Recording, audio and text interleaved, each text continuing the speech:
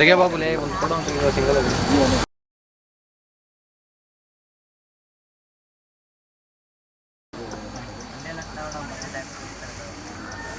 ಇಲ್ಲಿ ಬರ್ತಾರೆ ನಾಳೆ ನನಗೆ ಮದ್ದಾಕಾಗಿ ಹೊಸ ಜನ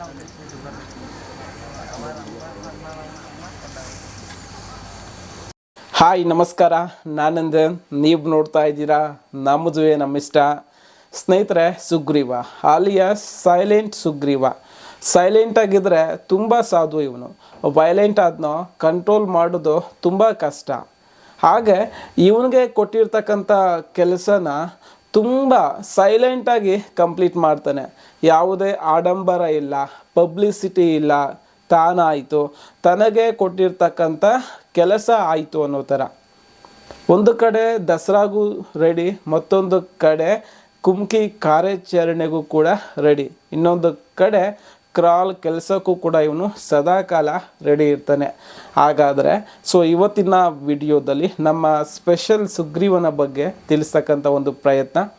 ಹಾಗೆ ಈ ಒಂದು ಪ್ರಯತ್ನಕ್ಕೆ ಸದಾಕಾಲ ನಿಮ್ಮ ಬೆಂಬಲ ಇರಲಿ ಅಂತ ಆಶಿಸುತ್ತಾ, ಒಂದು ಸ್ಮಾಲ್ ರಿಕ್ವೆಸ್ಟ್, ನೀವಿನ್ನೂ ನನ್ನ ಚಾನಲ್ಗೆ ಸಬ್ಸ್ಕ್ರೈಬ್ ಆಗಿಲ್ಲ ಅಂತಂದರೆ ದಯವಿಟ್ಟು ಸಬ್ಸ್ಕ್ರೈಬ್ ಆಗಿ, ವಿಡಿಯೋ ಇಷ್ಟ ಆದರೆ ಲೈಕ್, ಶೇರ್, ಕಮೆಂಟ್ ಮಾಡಿ ಅಂತ ಹೇಳ್ತಾ ಬನ್ನಿ ವಿಡಿಯೋ ಸ್ಟಾರ್ಟ್ ಮಾಡೋಣ. ಸ್ನೇಹಿತರೆ, ಸುಗ್ರೀವ ಇವನ ವಯಸ್ಸು ಆಲ್ಮೋಸ್ಟ್ 40 ವರ್ಷ. ಇವನ ಎತ್ತರ 10 ಅಡಿ ಹೈಟ್ ಇದ್ದಾನೆ. ತೂಕ 5895 kg ಕಳೆದ ದಸರಾದಲ್ಲಿ. ಹಾಗೆ ಇದರ ಮಾವುತ ಬಂದು ಶಂಕರ್, ಹಾಗೆ ಕಾವಾಡಿಗ ಬಂದು ರಾಜು.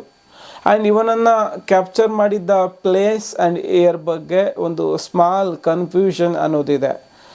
ಒನ್ಸ್ ನಾ ಮಾವುತರ ಜೊತೆ ಕಮ್ಯುನಿಕೇಟ್ ಮಾಡಿದಾಗ ಅವ್ರು ಹೇಳಿದ್ದೇನಪ್ಪ ಅಂತಂದರೆ, ಇವನನ್ನು 2016ರಲ್ಲಿ ಮಡಿಕೇರಿ ಸಮೀಪ ಕ್ಯಾಪ್ಚರ್ ಮಾಡಿದ್ರು ಅನ್ನೋದು ಮಾತು ಹೇಳಿದ್ರು. ಮತ್ತು ಕೆಲವರು ಹೇಳ್ತಾ ಇದ್ದಾರೆ ಏನಪ್ಪ ಅಂತಂದರೆ, ಇಲ್ಲ 2014 ಈ ಒಂದು ಹಾಸನದಲ್ಲಿ ಇವನನ್ನು ಕ್ಯಾಪ್ಚರ್ ಮಾಡಿದರು ಅಂತ.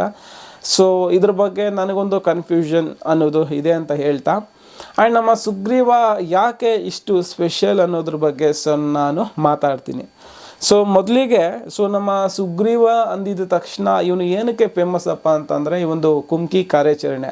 ಆ್ಯಂಡ್ ಎದುರಿಗೆ ಎಷ್ಟೇ ದೊಡ್ಡ ಕಾಡಾನೆ ಇದ್ದರೂ ಕೂಡ ಅದನ್ನು ಎದುರಿಸಿ ನಿಲ್ಲೋತಕ್ಕಂಥ ತಾಕತ್ತು, ಧೈರ್ಯ ಎರಡೂ ಕೂಡ ನಮ್ಮ ಸುಗ್ರೀವನಲ್ಲಿದೆ.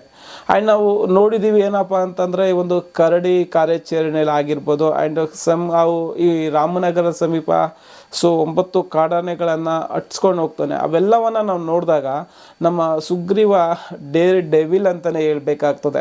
ಆ್ಯಂಡ್ ಅವನು ಯಾವುದಕ್ಕೂ ಕೂಡ ಏನಪ್ಪ ಅಂತಂದರೆ ಭಯ ಬೀಳೋದಿಲ್ಲ.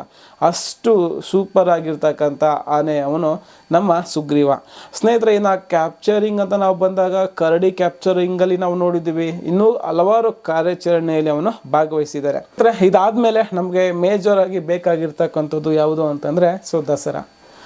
ವಿಶ್ವವಿಖ್ಯಾತ ಮೈಸೂರು ದಸರಾದಲ್ಲಿ ಸುಗ್ರೀವ ಮೇ ಬಿ ಇದು 4ನೇ ಬಾರಿ ಅವನು ಭಾಗವಹಿಸ್ತಾ ಇದ್ದಾನೆ.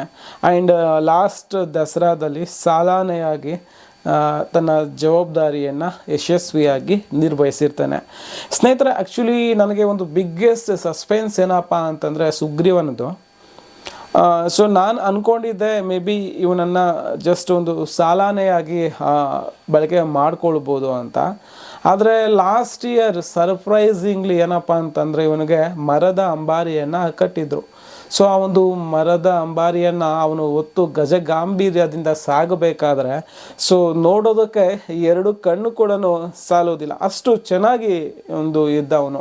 ಅಂದರೆ ತುಂಬ ವಿಶಾಲವಾಗಿರ್ತಕ್ಕಂಥ ಹಣೆಯ ಭಾಗ, ಅದ್ಭುತವಾಗಿರ್ತಕ್ಕಂಥ ದಂತಗಳು, ಹಾಗೆ ಅದರ ಒಂದು ಮೈಕಟ್ಟು, ಎತ್ತರ ಏನಿದೆಯಲ್ಲ, ಒಂದು ಅಂಬಾರಿ ಆನೆ ಆಗಲಿಕ್ಕೆ ಬೇಕಾಗಿರ್ತಕ್ಕಂಥ ಎಲ್ಲ ಕ್ವಾಲಿಟೀಸು ಕೂಡ ಏನಪ್ಪ ಅಂತಂದರೆ ನಮ್ಮ ಸುಗ್ರೀವನಲ್ಲಿದೆ.